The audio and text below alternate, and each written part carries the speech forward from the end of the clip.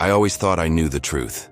For years, I believed that what I stood for was the absolute truth, and this belief shaped my whole life. I, Emil Hartmann, was brought up in strict rules from childhood.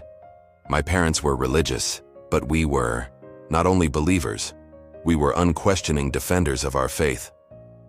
The year I started university, something happened that turned my world upside down. A major terrorist attack. The perpetrators, in my eyes, were members of a certain faith. A hatred sprouted in me that day, and I saw this hatred as a just cause. My anger drove me to politics. I had to do something. I had to make my voice heard. I knocked on the door of a far-right party. They accepted me, because for them too the threat was great. I fought for years, meetings, rallies, campaigns. My goal was always the same, to warn people about this danger. We had to stop them. I was reading all kinds of information that supported this belief, but I was only looking at it from one angle. Then one day, I decided to write a book, a powerful manifesto that would summarize all that I knew.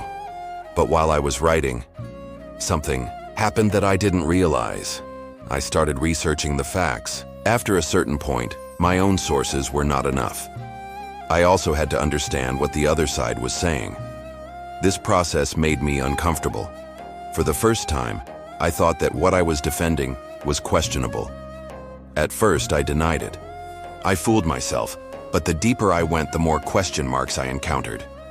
And what surprised me the most was the life story of one of the people I hated the most, Muhammad. I thought he was a warlord, but the more I read, the more I saw that he was a father, a friend, a leader, a pursuer of justice. The more I learned about how he caressed the head of an orphan, how he freed a slave, his forgiveness, his mercy, the more I realized how wrong the image I had been taught in the past was. The fact that Muhammad forgave even his enemies, that he put justice above all else, showed me the opposite of everything I knew. One of the events that impressed me the most was his forgiveness of Hind bin Utbah, who killed his uncle Hamza in the Battle of Uhud. How could someone who forgave the murderer of his own uncle be unjust? How could the religion brought by such a person be violent? The more I read about the true source of Islam, the more I realized that believers in this religion could never be evil. If someone was evil, that person could not be a representative of Islam. This was the essence of the religion left by the Prophet: peace, mercy, and justice. Then one day I stopped writing.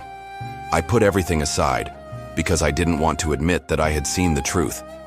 If I did, I would have been wrong all my life. But it was no longer possible to close my eyes. One morning I woke up with an indescribable peace inside me.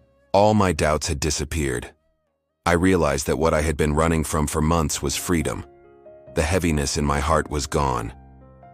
When my wife received this news, she froze. My family, my friends, my old comrades, they all hated me.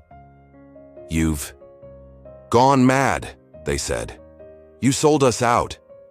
My mother said to me in tears, "You can't be my son." At that moment, those words stabbed me like a knife. But I knew the truth now, and there was no going back. That's how I started my new life. I mingled among the people I had once declared war on.